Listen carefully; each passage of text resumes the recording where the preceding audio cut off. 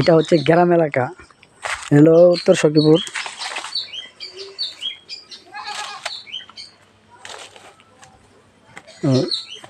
এই বাগানে অনেক সবজি গাছ আর ফল ফলানি গাছ আছে, আম গাছ আছে, মালটা গাছ আছে, কটবেল গাছ, এই যে আম গাছ।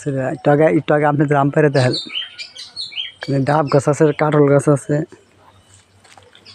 গাছতলা আম পড়েছে। পচা পচা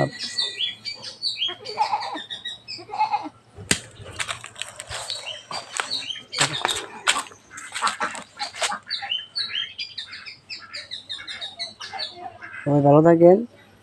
এমডি হাবিব ভাই ভিডিওটি শেয়ার করেন। এখানে হাঁসের খামার।